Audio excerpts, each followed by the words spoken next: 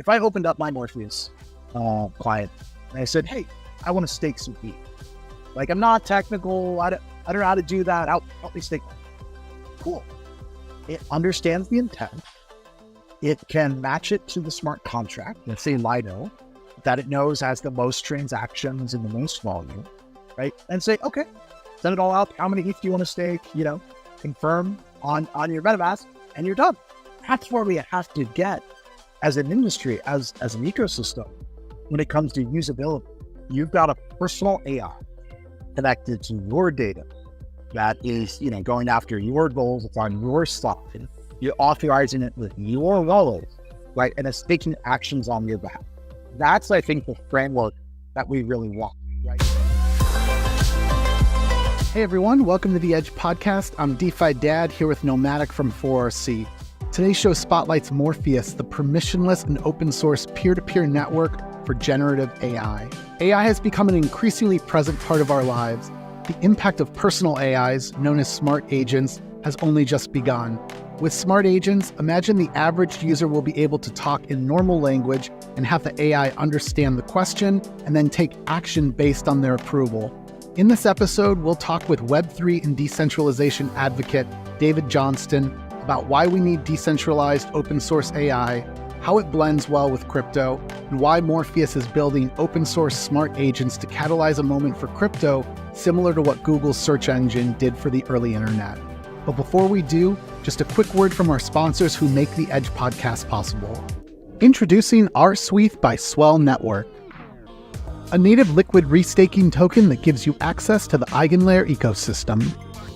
Earn pearls, points, and future restaking rewards without locking your liquidity. And enjoy countless DeFi integrations for earning easy passive yield.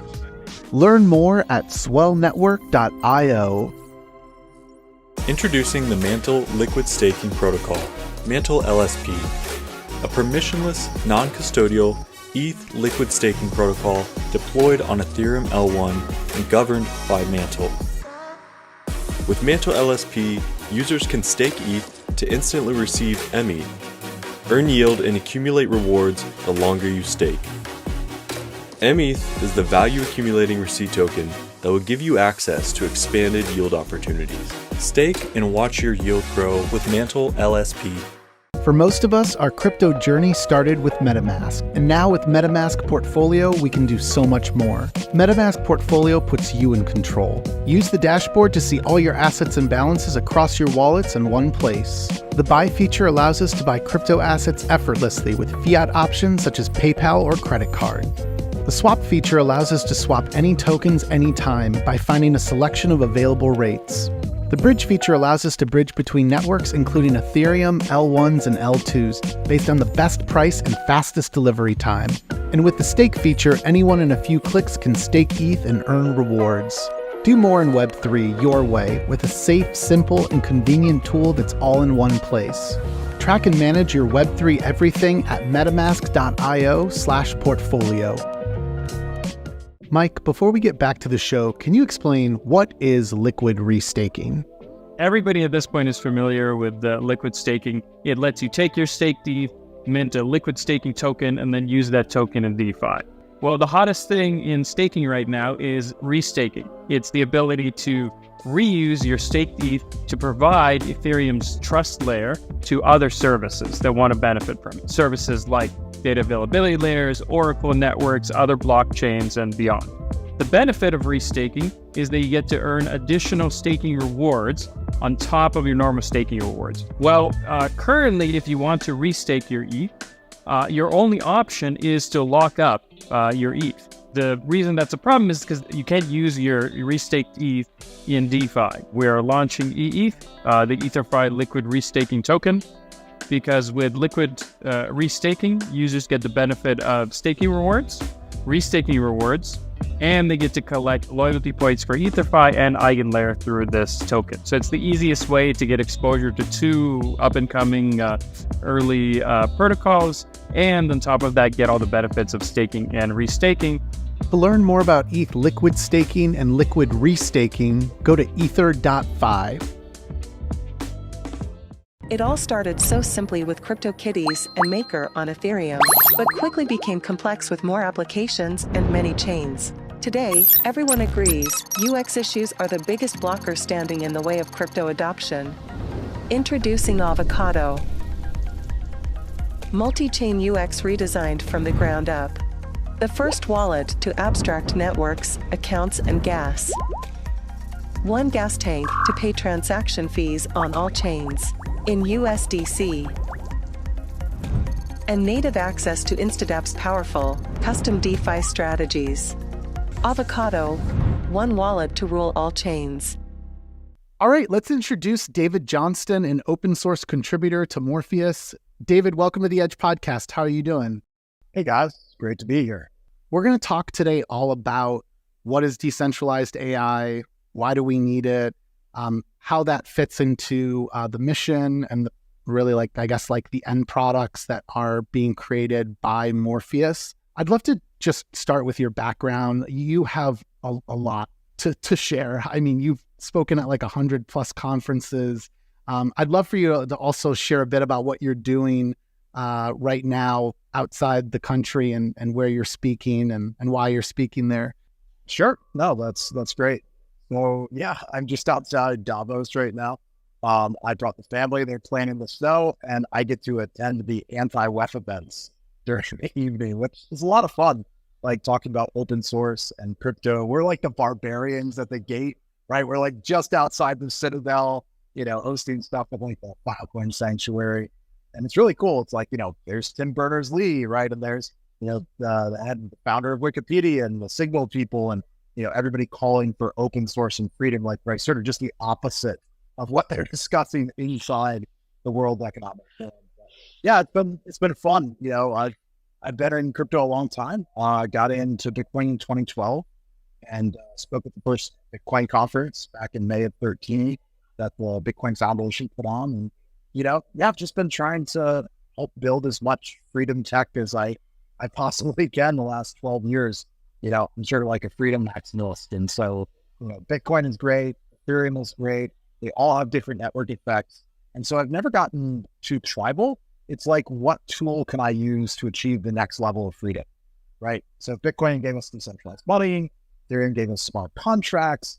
I wrote the paper on decentralized applications back in October of 13. And I was like, hey guys, let's take that awesome stuff about Bitcoin, peer-to-peer, blockchain backend, all open source and token, and use that model for other projects, right? And so that really kind of caught on. People started building dApps, talking about dApps, and Ethereum framed themselves as a platform for dApps and smart contracts. And so, yeah, that's been basically my last 10 years is helping with each protocol I could to make it go further up the stack, right? A lot of people know the phrase, everything that can be decentralized will be decentralized. I jokingly put that forth as Johnston's law in 2014, and that got caught on. And it's I just wanted to say, guys, this is inevitable. We're on the right side of history.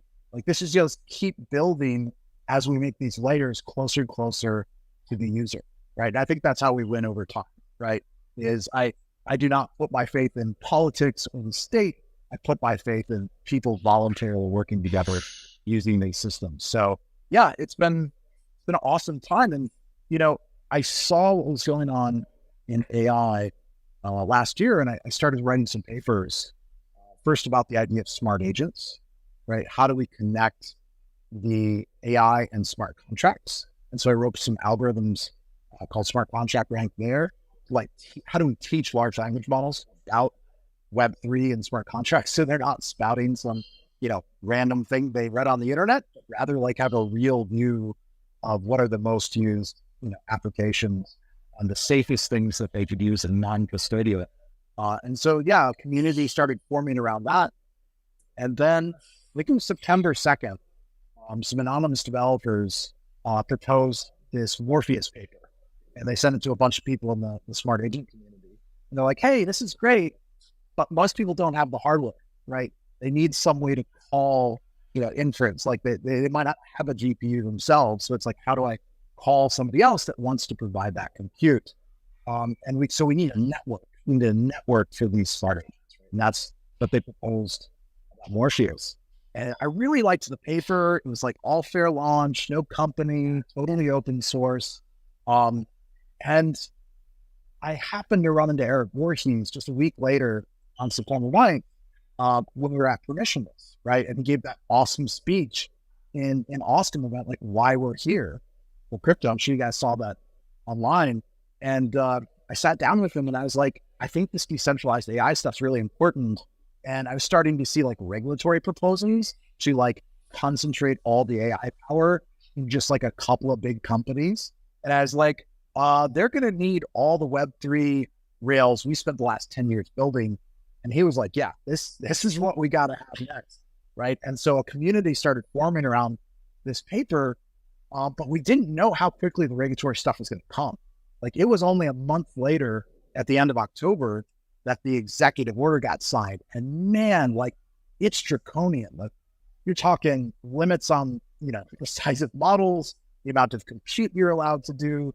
If you enjoy KYC for your money, welcome to KYC for your data, because they're going to block runners from using US compute to train AIs. To do that, they're going to have to KYC everybody using the data center, right? And so, all of these regulations are focused on companies. And so it's like, wow, we have a short window here to build out the whole decentralized AI tech stack.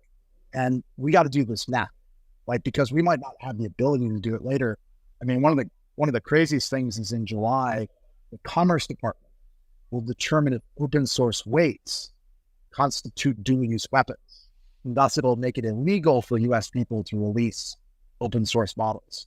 So like, man, this is something that, shot up to like the top of my like time I want to spend and, open source contributions I want to make. And so, yeah, that's kind of what's been driving, the urgency. And so within a month, developers have built, first implementation. So it's live right now. You can go to MOR.org, which is the website Erik put up for the community, and download a full open source AI on your computer. Totally, not connected to Microsoft or Google. It's not reporting back data. You don't even need the internet connection. Once you have it on your computer, you can just run it locally, and it's your data connected to on your computer. It's your personal data, right? And I think that's like sort of the big thing, the big model that's really excited people. But yeah, I mean, that led to like this whole series of events, like you said, the last couple of months, where then it was like, okay, we got to let people know what's going on. So we went out to San Francisco and we held a party basically to protest the regulatory capture that's going on. And Erik put up a website, Keep AI Open, right? And we, with 24 hours, we invited people, 700 people showed up to protest this regulatory capture, like the top AI people in the space. A bunch of the protocols were there, Erik and Grimes and Jade. It was nuts, right? It was a wild part to see that reaction. They're like, okay, we got to dive in. So we ended up holding the Decentralized AI Summit in Austin back in December. Within 5 days of organizing it, we had 200 of the top people in the world fly from Europe and Asia, all over the US, to come and like, okay, how do we build this stack, right? And so, yeah, it's been a wild 2 months. David, when we were talking earlier, you told a story that really resonated with me, and something just due to your background and how long you've been in the space, was just recalling that we've seen all this before. We've seen this play out before with cryptography and math. Can you just like maybe reiterate that story for our audience and our listeners? Because I mean, history rhymes, and again, we're just seeing this all again, aren't we? Yeah, no, it really reminds me of the crypto wars of the 1990s. So in 1991, there was a bill proposed to ban encryption for emails, right? Well, this encryption is privacy. This can't be allowed for the common man, right? And so that bill inspired Phil Zimmermann to release PGP, right? Pretty good privacy, right? It's a common encryption standard. It sort of made this bill impossible to enforce. Once he open sourced that, the genie was out of the bottle, right? But the government still tried to enforce, these restrictions. And so he famously printed the algorithm on a t-shirt, walked across the border and said, please arrest me. I'm breaking the law because you couldn't disclose this magical math to foreign people. He was arrested, and of course he won in the courts in 1995, right? Because for some reason the judges were unwilling to ban math and books and t-shirts and language, right? So the First Amendment held up in the US as sort of a defense against this overreach on the government side. But it wasn't until 1999 that those restrictions were formally rescinded when Google and Microsoft started lobbying, for commercial software, I guess we need encryption and privacy, right? So it was basically a decade where we had to have that fight. And so in a lot of ways, I think the community is sort of Zimmermaning the situation again, right? Pulling a Zimmerman where, we're just going to release as much open source and decentralized tech as we can before these restrictions go into effect so people can do the compute anywhere, right? They can code this anywhere. They can, live anywhere. And most of the restrictions are targeted at data centers and they're targeted at companies, right? It's not the individual, right? So if you're using permissionless open source, you're sort of outside of that framework that they're trying to set up. So that sort of gives you a lot of urgency. And we didn't even talk about the next month in December, the EU mirrored this legislation in the EU AI Act, right? And a lot of the same restrictions have been implemented there. And so far, only the UK has clearly come out and said, no, we're not going to regulate open source and fundamental, large language models, right? So that's like a small win. There are a lot of AI people in London, so we may well see an exodus from San Francisco to London. Hopefully Switzerland will come out in favor of open source. We'll see which jurisdictions this year decide to be pro AI, right? Just like we had in Web3, right? Where the bit license came down in 2014, basically kicked most of the crypto companies out of the US, and people went to Switzerland and people went to Singapore. Those ended up being the hubs and serving most of the foundations, most of the protocols. David, with all of that history and context in mind, I'm wondering if we could start to talk about, what is the importance of decentralized open source AI? Why do we need open source AI? There's this big question in the AI ecosystem the last couple of years. How do we achieve, quote unquote, alignment between humans and AI? And honestly, I've come to the conclusion that this group alignment is fundamentally impossible. It's not going to happen. What we can achieve is individual alignment, right? You've got a personal AI connected to your data that is, going after your goals. It's on your side. You're authorizing it with your wallet, right? And it's taking actions on your behalf. That's, I think, the framework that we really want, right? To imagine that you and your personal preferences are going to be aligned with OpenAI or some government that you live under, right? Because they're adding these quote unquote safety committees, which are largely like, we don't like certain subjects and we don't like certain answers. Could you make the machine not respond to that one, right? You can imagine what those are in China, but it's the same in the US, right? And so you've actually noticed this. A lot of the, ChatGPT 4 has gotten worse the last few months. People are starting to complain, it's gotten so, nanny type approach. It half the time it won't even give you an answer, or it's so qualified as to be useless, right? So true decentralized AI is built around the individual. And what better to use than Web3 wallets, right? There are 400 million people with a Web3 wallet. They've got a private and public key. They can prove cryptographically their intent, right? That's the funny thing. I was talking with Erik Voorhees in Austin at Permissionless, and he pointed out to me, he's like, yeah, that makes perfect sense.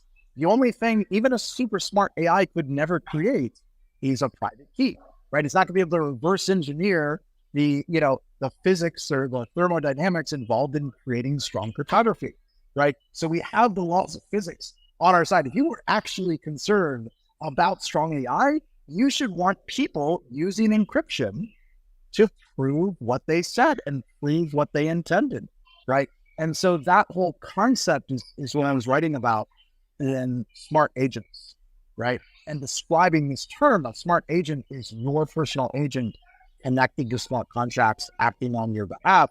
right? It felt like that was like the missing language, right? Just like before smart contracts, how would you express that idea? It needed a term, it needed a word, right? So having smart agent, that's your personal agent acting on the app, sort of forms this basis for decentralized AI. And then it's like, okay, how do we build on top of that and, let somebody, if just a phone or a laptop, have access to that technology, not be something with GPUs and stuff like that. And you pointed out earlier, there's this common misconception that people need a GPU to use a lot of these models where they don't, right? The GPUs come in mostly in the training of the models, especially when it comes to text, right? So they might spend a lot of compute training the model, but once it's trained, it's like 14 gigs, right? A 7 billion parameters model is only 14 gigs. So you can put that on your laptop. You probably put that on your phone, right? I've been carrying this around in Switzerland. I put a personal AI on this thumb drive.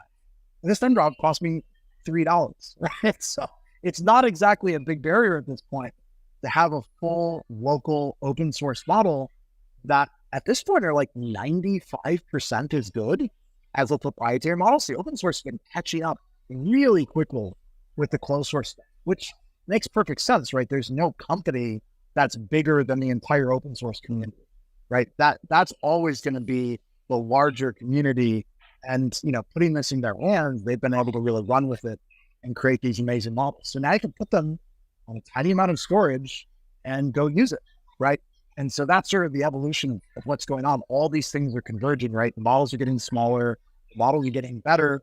We can now put them on a personal computer and you can have a personal AI. So from my perspective, like that's the heart of decentralized AI, is putting individuals in charge of the preferences for their AI and not farming it out to some company or government. David, maybe then the better question would have been, what do we need closed source AI for then? Like if your prediction plays out and in the coming months, open source AI, that model is more powerful than what would be a closed source version, created by someone like OpenAI. Like, what are they doing? Like, what's the purpose of all of this? And I guess how do they sell that to folks? Like, I can easily answer the question as like they're creating something of value that they're looking to extract as much value out of as possible and make as much money as possible, under the hood of like a Microsoft. But like how will they package that and sell that? Like when we could just use something that's open source that's going to be superior. So first of all, that was the big switch. OpenAI used to be open source, right? They had a foundation. It was supposed to be this open framework. That's how they attracted their initial community. And then they took $30 billion from Microsoft, right? And all of a sudden it was proprietary and it wasn't open source, and they were any other company. And so a lot of people in AI kind of felt betrayed because they had worked on OpenAI when it was open source, right? And by the time it got closed, it was like, hey, this isn't what we signed up for.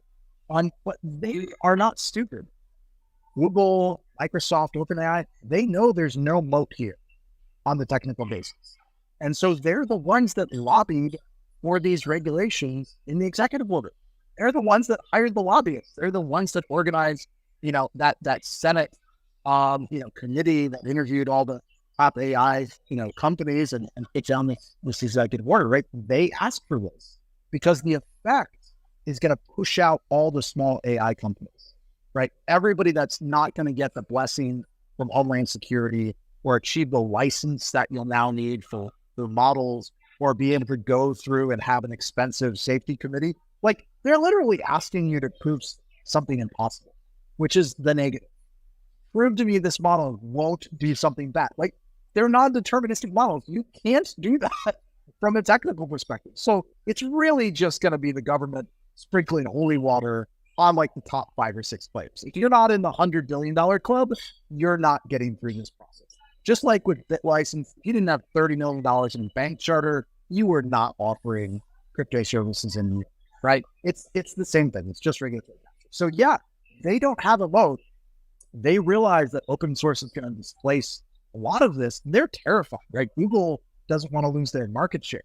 Like, why should I go and use Google for my searching when I can just ask the AI and it can give me better information, right? So it's really sort of transformative.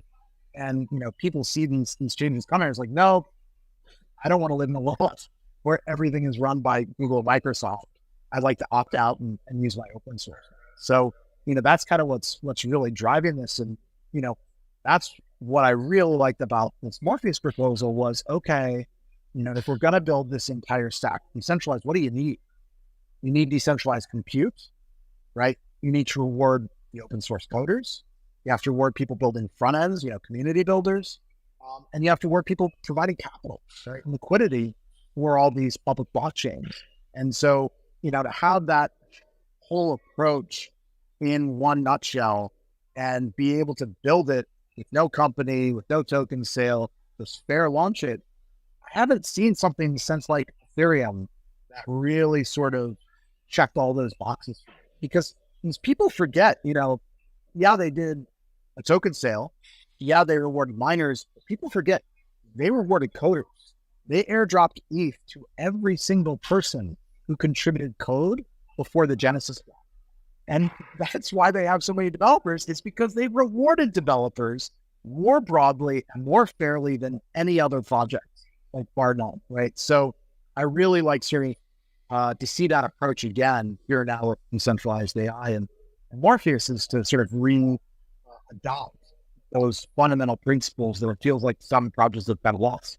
I think this starts to lead then into like, how will Morpheus draw upon the incentive structures that we know so well from Ethereum and Bitcoin and other crypto asset networks? So David, maybe we can then shift gears into like, what is Morpheus? Can you tell us, like, based on all of the challenges and opportunities we have to create decentralized open source AI, how does Morpheus fit into this mission? So Morpheus is a platform, right, for smart agents. It's not building a particular application.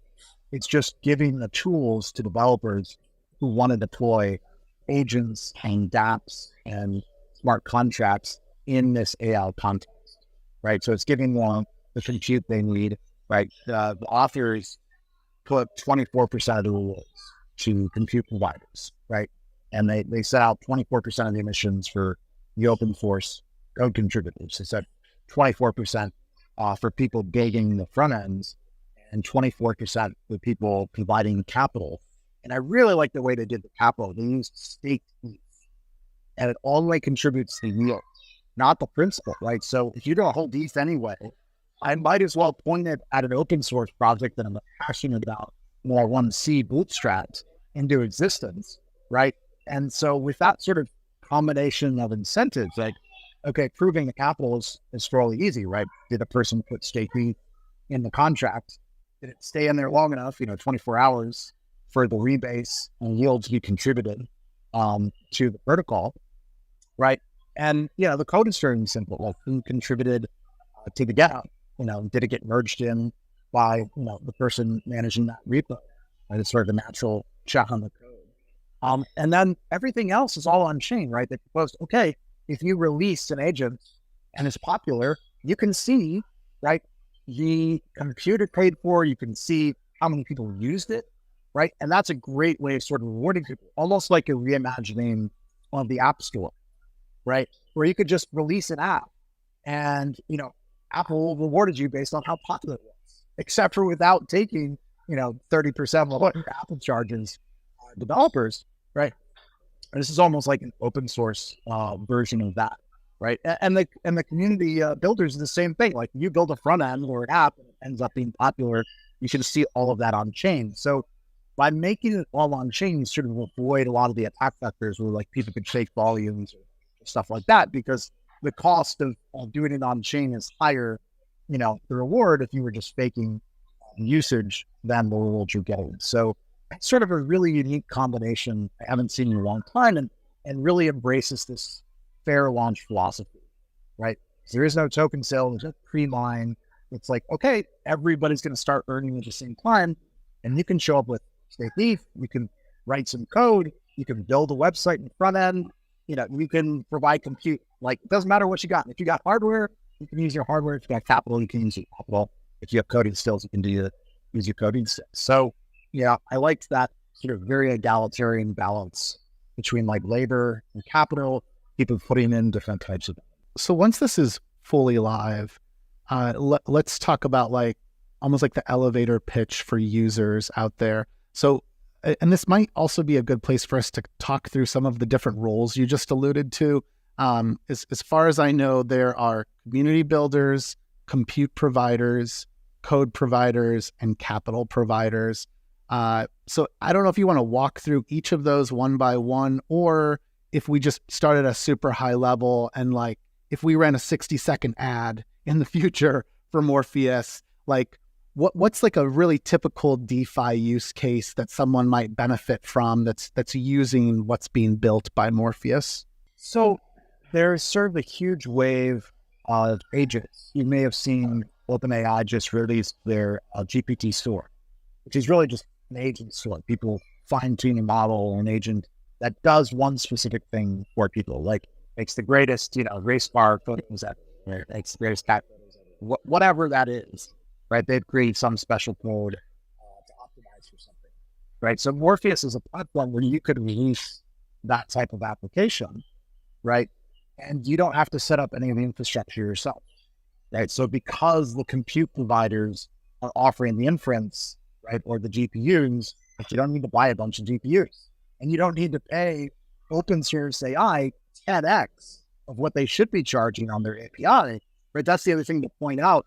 If you look at distributed compute markets right now, like a Kosh, right? They've been an early community member in Morpheus, and like their community is awesome. They've built like a Morpheus template already and the whole thing, right? So, if you use them, it's a fraction of the cost to do your AI tasks than if you use a proprietary solution, right? And as the models catch up and they're sort of on parity with all the proprietary stuff, like why wouldn't you use an open source model that costs 10 times less, right? So that's sort of the simple benefit that you would put out there is like for developers, like why are you paying OpenAI all of your money when you could use the same or better model over here for a fraction of the cost? So that's sort of the first aspect.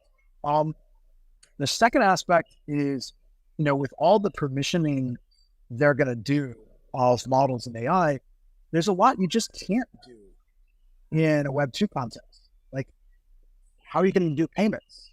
Like, they're not going to give you a bank account for your AI. Like, that's not going to happen, right? It doesn't fit into the legacy financial system at all, right? So if you want to interact with smart contracts or tokens or, DeFi, I'm not going to be able to do that in any conceivable future the next 5 years on OpenAI. But if I opened up my Morpheus client and I said, hey, I want to stake some ETH.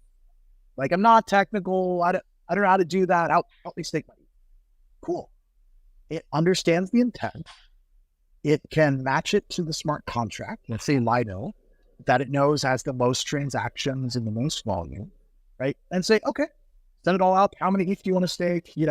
Confirm on your MetaMask, and you're done, right? That's one question and one pushing a button to approve. Like, that's where we have to get as an industry, as an ecosystem, when it comes to usability, right? I think back to like 1998, like that Google moment where the internet went from like navigating directories to you just had this magic box, and you asked the magic box what you wanted, like, oh, what a sports website, and it curated the entire internet and just gave you the results, right? That's how the internet got to billions of users, was that ease of use, right? I think that's where we're at crypto right now. There's a couple 100 million users, kind of janky. You don't quite know how to navigate it, but AI and chat interfaces are going to give us this usability where you can just tell the machine what you want to do.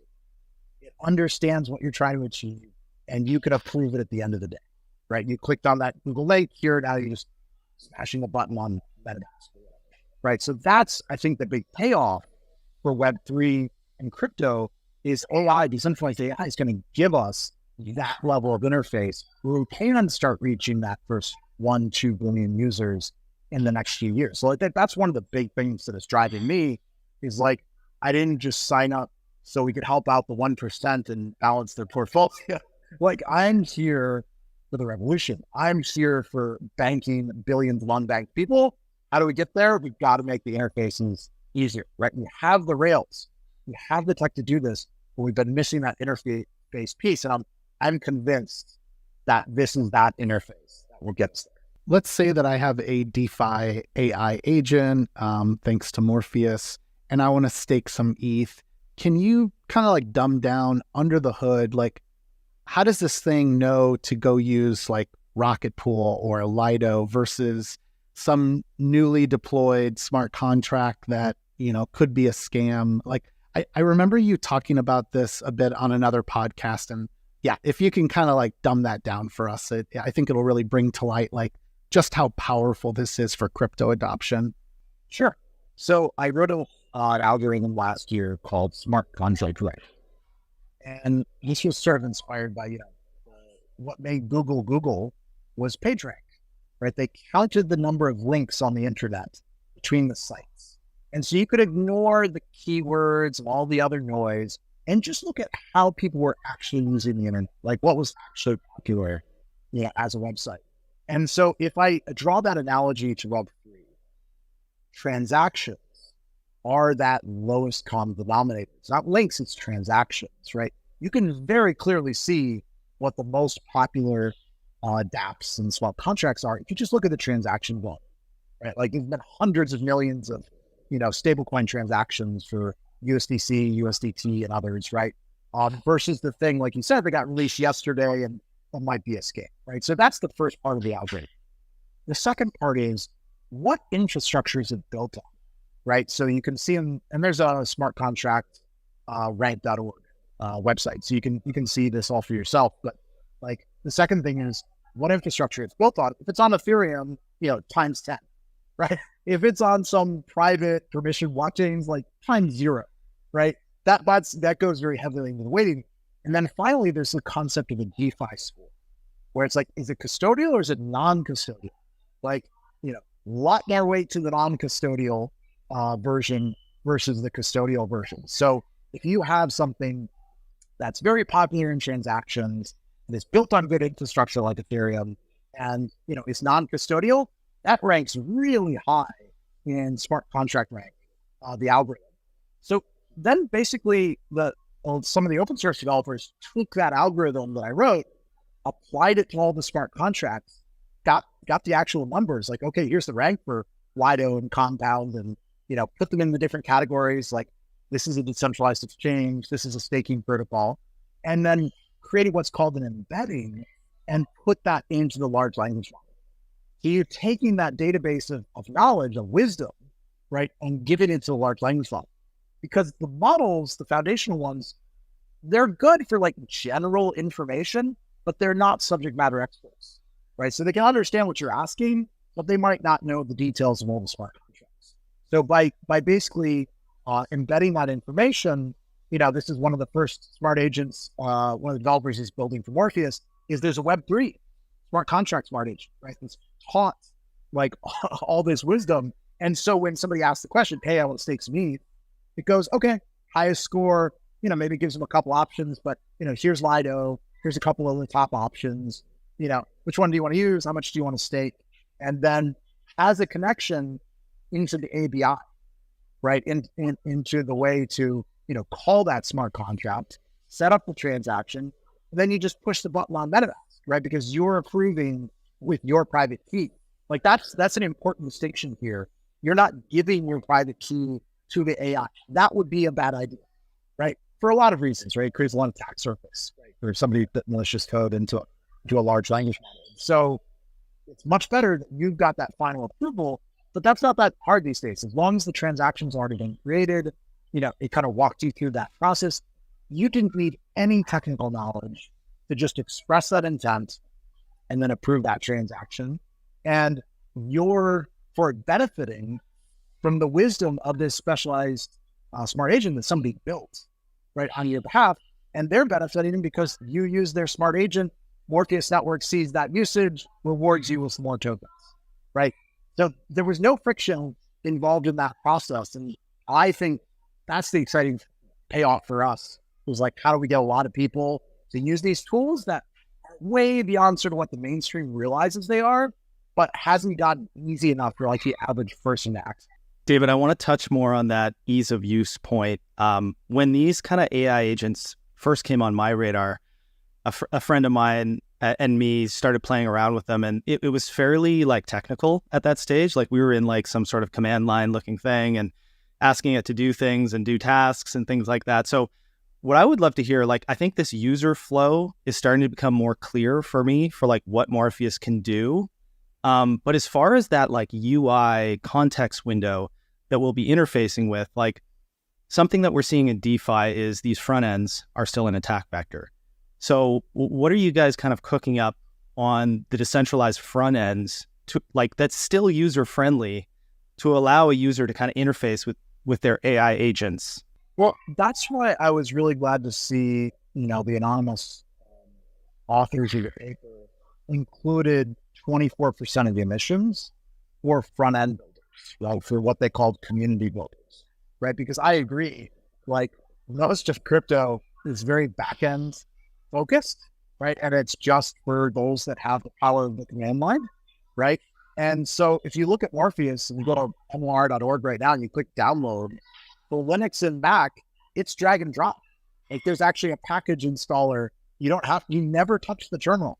You dragged and dropped it in the application, and then up pops a GUI, right? Here's your graphical user interface, and you can just type, you can just use it, right?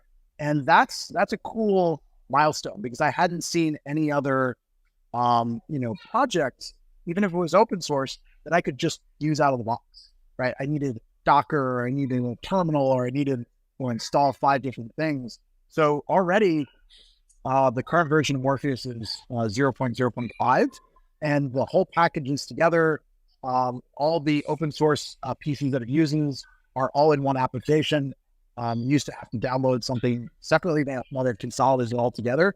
So I agree. I think the open source community having incentives for front end is like key for actually accessing the end user. Otherwise, if you don't incentivize it on chain, somebody's going to make a company, somebody's going to centralize that part of the stack, and now you're back to trusting some central entity for the last piece, right? And so I don't think we should be giving up that part of the stack anymore. Like, you probably couldn't have done this 3 or 5 years ago, but you can do it now, right?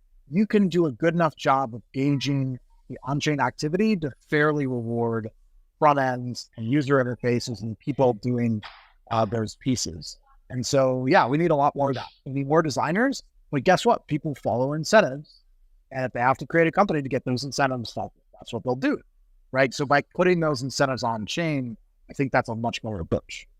That's actually exactly where I want to go next is the incentive mechanism. But like, first, just to comment on what you said, like, I'm so happy that there's like a push on the front end side, because if you truly want adoption, like, you're not going to get the average person playing around with this tech if they had to do what I did in the earlier days. And I say earlier days, it was probably 8 months ago or something that I started playing around with some of this stuff. But yeah, that is like the key to actually getting users. Like, you have to make the front end usable and easy to use.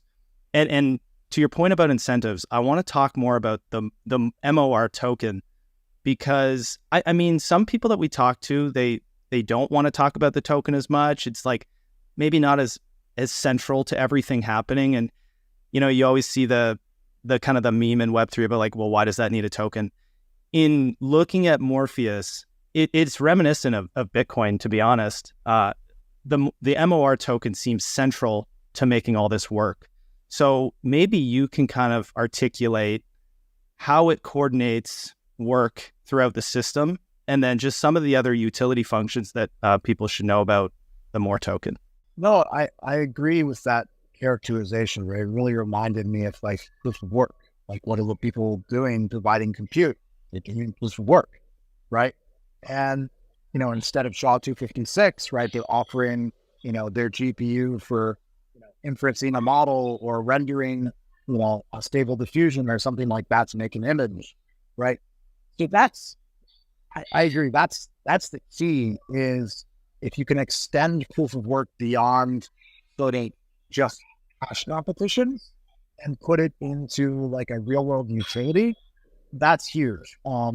Erik Voorhees wrote a good paper recently, which he called the Yellowstone compute model. And this was sort of like an improvement to some of the original proposals for Morpheus, and really built really a cool decentralized system for people offering compute. There's a decentralized router that then matches that to the people that need that compute, right? And having the protocol handle all of that. So it's automated, right? You don't have to go in and click a provider. You're just using the software. It automatically routes to somebody doing it. And you don't even need a crypto transaction. The router records the usage and then just batches all the activity, once an hour or whatever, to a blockchain transaction, writes to the contract, these compute providers with these public addresses, did this much compute, right? And then they just claim their reward from the protocol instead of claiming it in doing a fee every time. You have to have a transaction every time there's an interaction, right? That's how we scale these systems, is you have to be able to sort of leverage two-layer systems, second-layer systems to really access this. So I thought that was a brilliant approach. The community really liked that, so that's been sort of updated in the white paper. But yeah, it does really remind me of that Bitcoin aesthetic, because, yeah, sure, you can download the local version of Morpheus and you don't need a token. Like, as long as you can run it on your own hardware, like, it's all open source, not like knock yourself up, right? But what we've seen is most people don't want to own their own hardware, right? There are like 10 or 20,000 full nodes for Bitcoin and Ethereum, right? It's like hobbyists like me that just want to run a full node, but most people don't want to deal with the hassle, right? So you have to have some way to run light clients, right? That's the answer. If you want to network, you have to incentivize people to provide the resources for the network, right? Otherwise, it's always going to be a company, because they're writing a check to keep the server online, right? Whereas if you hand the software a token, it can pay for its own hardware. Like, people don't understand the innovation of Satoshi. Like, that was the brilliant stroke, is there was no company, and the software for the first time could pay for its own hardware, that it could just continually run, right? And it was persistent, right? It didn't depend on any privileged actor in the system. So I think that's definitely the key, right? That's what I argued in my decentralized applications paper in 2013. Like, guys, that's the key. And that was controversial at the time. Like, a lot of Bitcoin maxis told me there could only be one coin, and, anything else that isn't Bitcoin is a scam. And I was like, guys, that's not what I see in technology, right? Network effects specialize, and that's okay, right? Bitcoin is not going to be Ethereum. Ethereum is not going to be Filecoin. They're doing different things, and you have to have some way to reward people for providing those different types of resources. And so, yeah, I think the token is critical, but, it's refreshing that there is no sale, right? But there is no team, that they're doing this fair launch kind of approach. They're like, just anybody can participate. Here's the tokenomics. It's starting, this is day one. That's maybe one of the updates from the last interview was, the community has proposed February 8th as that day to move from, it's been on testnet for a while, onto Ethereum and Arbitrum for mainnet, right? And that's kind of a cool date. Just sort of worked out that way. But I did notice that's the 28th anniversary of a Declaration of Independence for Cyberspace. Was written by John Perry Barlow, right? One of the founders of the EFF, right? Saying, we're going to go build our own thing, right? That isn't connected to the state and is independent in cyberspace. So that's kind of a fun coincidence. But, the Morpheus ecosystem seems to have a few of those. I noticed September 2nd is the birthday of Keanu Reeves. So I like what the authors did. And Erik was asking me, he's like, I wonder how long they wait to publish that paper to get it to coincide. But, that's, you got to call out like the ethics and the values of the community. And so it may or may not be February 8th, right? It's all still in testnet. There's no magic dates. It depends on like when it's ready, but it looks like that's the proposed date to go off the fair launch. Anybody that hasn't read that, it's a very brief work that you just cited with John Perry Barlow, I believe. We'll put it in the show notes. I actually saw it in the Morpheus Discord and read through it for my first time just like yesterday, I think. So it's a pretty moving piece. So just definitely take a look at it. That was the early days. That was 1996, sort of the heart of the cypherpunk kind of movement that was going against, like these type of bans where they were trying to prevent encryption and stuff like that. Eventually, Bitcoin kind of came out of that whole cypherpunk movement. So yeah, it's a cool day to have a fair one. David, I've got two quick follow-ups here. One, you've mentioned Erik a number of times, and we all love Erik. Erik is, I think, like an embodiment of like the mission of everything behind crypto, like the true cypherpunk mission behind crypto. And so anyways, anytime Erik is involved in a project, we take notice of that. Can you clarify at all? Like, is he a core contributor? You mentioned earlier, maybe the appropriate title is open source contributor. Is he working on this project full time? Like, yeah, what's Erik's role in Morpheus? I can't speak for him, but, just based on his actions, he built MOR.org. Sort of, he's talked about a couple of conferences now. He wants a permissionless ChatGPT, right? He's sick of sort of the censorship, and really wants a fully decentralized, open source ChatGPT. And so I think that's what he's expressed as his vision for MOR.org, which is one of many of the community websites, but that's, he's done a beautiful job of building the interface, and, obviously has so much experience with building permissionless platforms like he did with Shapeshift, right? That he's kind of bringing that expertise. But he's also actively contributed to the GitHub. Like I mentioned, his paper, the Yellowstone compute model was an awesome contribution. That was just a few weeks ago to the community, and he's super active in the Discord and stuff like that.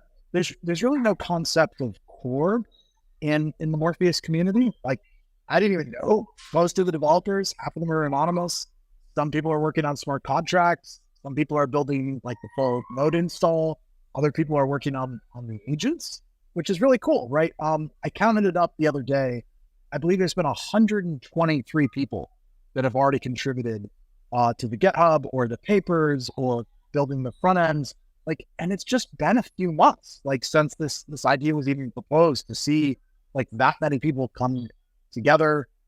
People like just spontaneously sponsored auditors to look at the smart contract. Like, I've never seen that from a community, but like, there is no team, there is no company. It's whatever we make it, right? And so I guess, MR.org would be a good example of something that's in that community builder bucket when it comes to rewards. Yeah, look, earning rewards for, driving adoption, calling for the inference, calling for the compute from the compute providers, and doing all of that on chain with the Morpheus token, is sort of, so I would, I think it's fair to say he's an open source contributor and a member of the community. And we don't really do titles because, in my experience, most titles are people seeking power over other people. Like, if you just contribute to something, people know you by a reputation, right? Eric doesn't need a title. Like, I don't need a title. Like, there's tons of people working on this. And so I don't want to diminish other people's contributions. Like, everybody's doing their own thing, but we've started to give this a name in the community, which is atomic governance. Right? One of the things I really liked about the Morpheus paper was it basically left everything up to the free market. People can choose their own model. They can choose their own compute.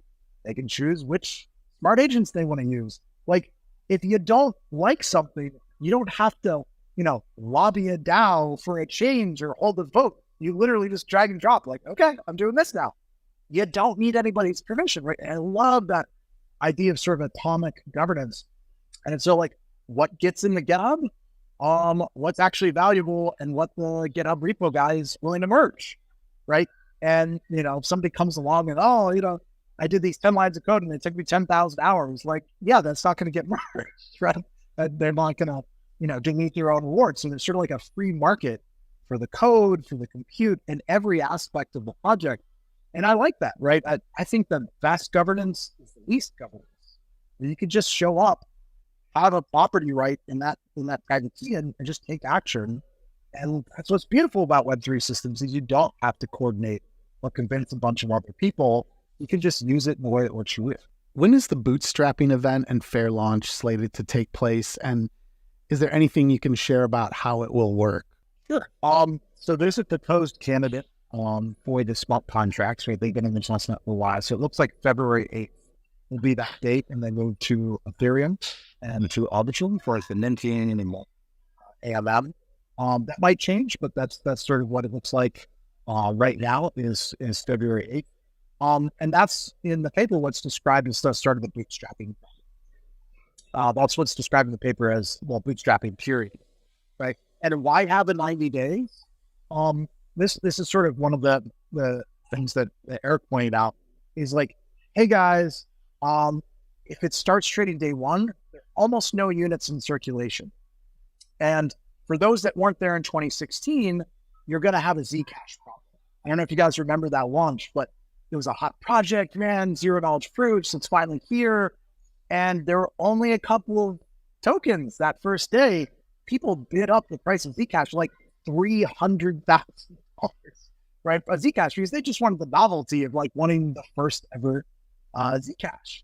But the problem is it creates this perception that if you go on CoinGecko, CoinMarketCap today, it shows the project as down 99% since the launch. Even though it was just like that first week or two where it was like getting the first couple of units into existence and it was doing price discovery. I think the charts there start like $3,000. They didn't even capture the more absurd, sort of like first minutes of the launch, but it records $3,000 as the launch, as the initial price.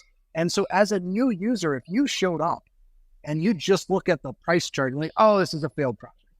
It must have gone away. Even though they've been very successful, right, in usage, and it has a decent market cap, and it's been like a pioneer in zero knowledge proofs, like people will discount that if they see that chart, right? And so it's like, okay, well, if you just let it run for 90 days, right, it's all live, everybody's contributing staked ETH, everybody's doing the things, but you can't send your claim tokens LB91, then you'd have 1.2 million units in existence. And you avoid the Zcash problem where like it's 5 tokens and there's just going to be some crazy price. Day one, you can start with a real price discovery, right, where it can build organically based on real usage and people using it over time instead of some crazy, inflated price the first few days. And so, I really like that approach. I think that was a smart addition to have a bootstrapping period. And honestly, it kind of gives you time for like, okay, there've been audits done, but then you get to do more audits all on chain when it's really happening. And you can kind of do like a fair launch, but a soft launch in the sense that, well, if you got to fix something, it's not sendable till day 91 anyway. You have an additional period of time for the community to keep testing and making sure it's going to be solid. So yeah, I think that bootstrapping period is a pretty smart approach. David, when you're thinking about Morpheus, what types of innovations do you think will be built or need to be built, or maybe that you're even just excited about seeing built kind of on top of or with Morpheus? Anything like that comes to mind? The biggest things I want to see are, all the great crypto projects that have been built, which I think are underutilized today, right? Or like we talked about the stake ETH example, but there's 50 things like that. Like, data points are super popular, but people don't want to dash down their send, right? And if it can push the dexes and the rails into the background, and you can just say, oh, I want to send $100 to Bob. And it's like, great, here's USDC, push this button, confirm this is the address for the Bob you want to send it to, and you're good. Like you've removed 99% of the friction from the system.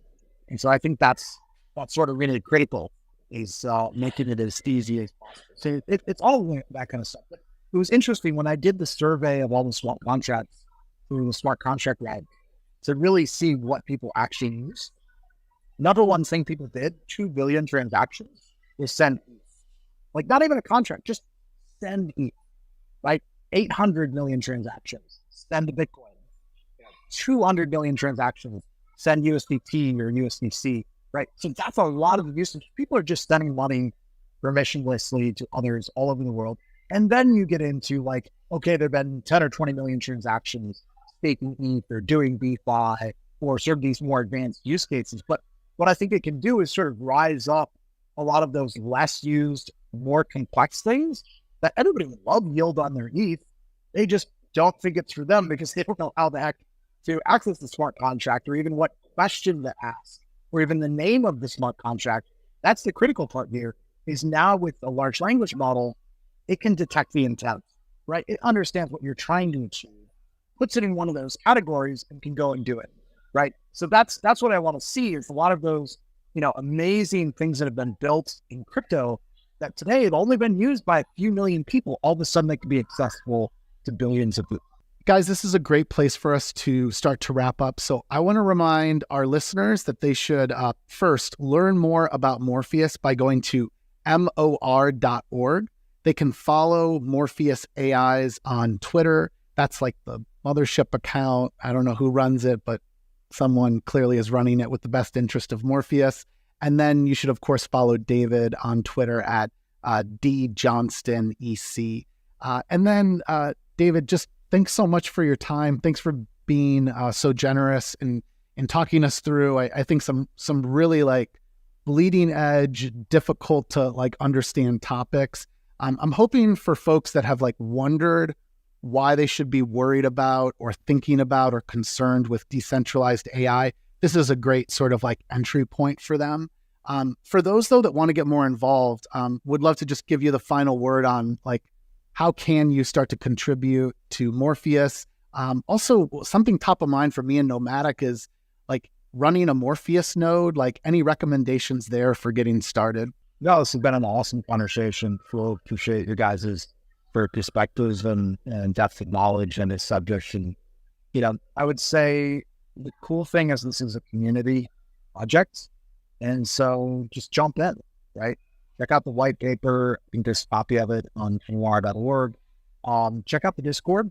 There's a ton of people in there kind of actively talking about like, okay, cool. How do I, provide my GPU to the network? How do I, add to the code and get rewarded for that?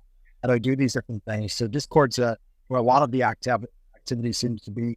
And yeah, this is going to be something really important for people to be knowledgeable about.